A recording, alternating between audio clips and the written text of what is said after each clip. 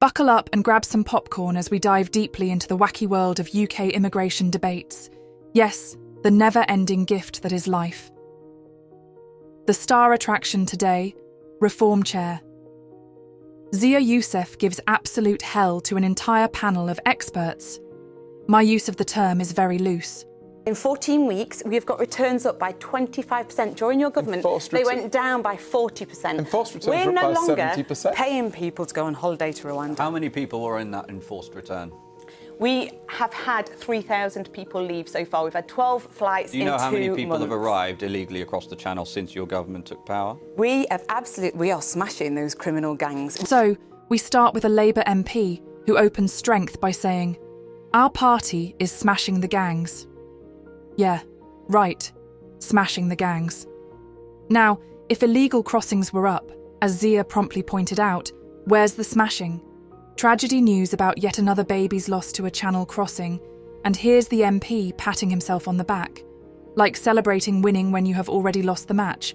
But hey, spin doctoring, isn't it a great skill? 14,000 people have arrived in that time, so it's not working. The reality is the boats are going to continue coming because we have essentially said Britain is a soft touch. If you come here, you get a free mobile phone, you get a SIM card, you get put up in hotels. Where do you get a free mobile phone from? Go and look at what's happening on the ground. Then there's the waiting for it always line. Reform leaving the ECHR is just a gimmick. Excuse me, while I attempt not to laugh. Zia brilliantly counters, because according to him that gimmick, leaving a foreign court, just might prevent thousands from jumping on boats, thinking that Britain is dishing out welcome hampers. The Labour MP looks as though he's suddenly hit by pretty much his strategic ace might not work.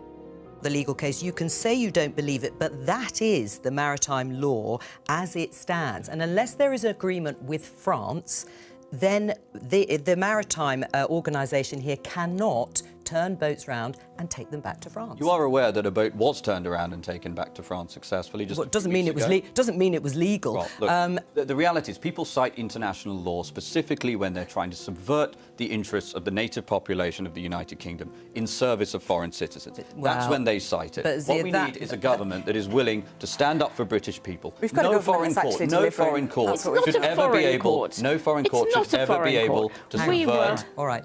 We were prime movers in establishing that international law. Out of human rights, out of a sense of international law, we were at the centre of it. So the idea Last that I checked, Strasbourg was not in the United Kingdom. Back to the panel. The sharpest Zia suggested turning the boats a U-turn. But oh wait, here comes the disapproving host saying, that would be illegal. Illegal? Who makes all these rules? Oh right, the very people benefiting from them. Zia's reply? Brilliant. If it is illegal, so what? Let's overturn it. Our country, our rules, the face of the host, priceless. Here comes the Guardian columnist, who, unsurprisingly, is not impressed with this. It's not a foreign court, she pipes up, evidently offended. Zia's response? Gold. He quickly points out that, quite the contrary, that's exactly what the ECHR is. A foreign court dictating to British citizens. The Guardian lady gets that look of someone who just realised their avocado toast got banned. Devastating. The Labour MP tries to argue that numbers are down. Spoiler alert, they are not. Zia calmly reminds everyone that crossings have gone up 50% in the last 100 days. Ouch. The Labour rep flounders, claiming they are fulfilling promises. Oh, yeah, delivering record-breaking migration numbers. If that is what they meant, then yeah, they are delivering all right. Were you a supporter of the Rwanda plan?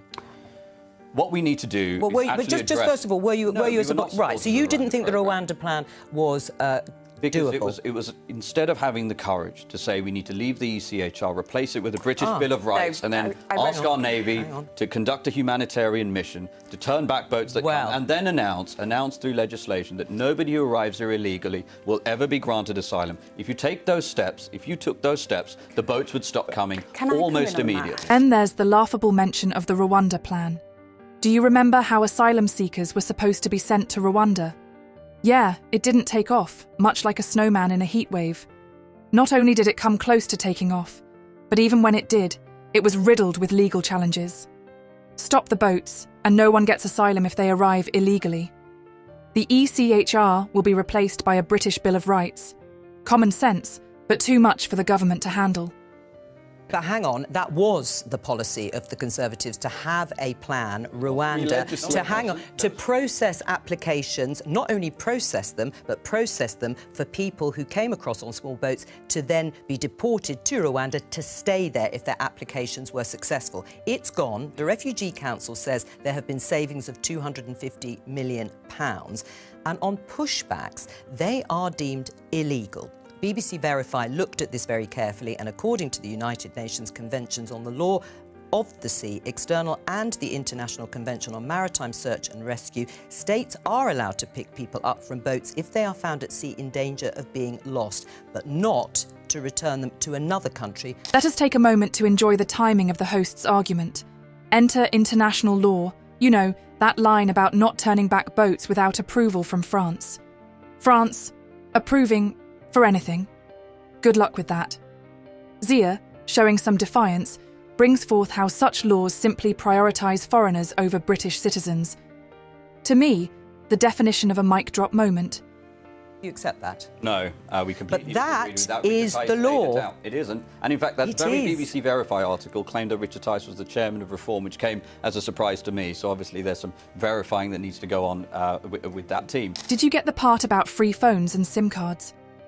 Yes, because offering some free stuff is a sure sign of an earnest attempt to address illegal immigration. The host would have quickly redirected the inquiry to the asylum backlog. The usual diversion. Zia, however, is unyielding. Why are crossings up by 50%? He presses. Silence. A silence that signifies any one of the balls has fallen short of the mark. Stark, it's about, and I'm talking broadly, 45,000 on small boats and up to 745,000 at one point of legal net migration, which the government set up and sanctioned. Both of those numbers are a disaster. Both of those numbers are far too high, and they're different problems.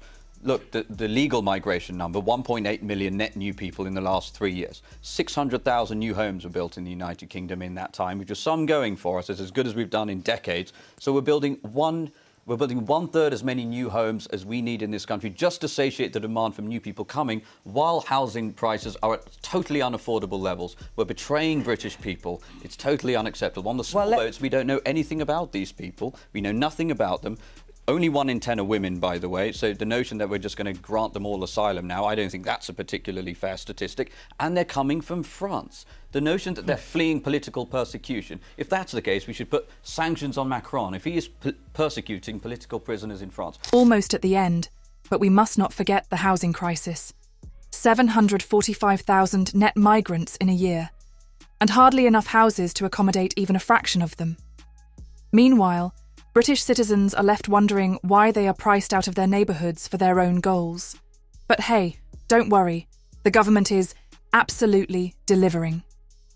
Delivering what? Chaos? Confusion? A masterclass in incompetence? Zia ends with what is an extreme proposition.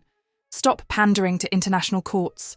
Stop incentivising illegal crossings and put British citizens, radical, I know.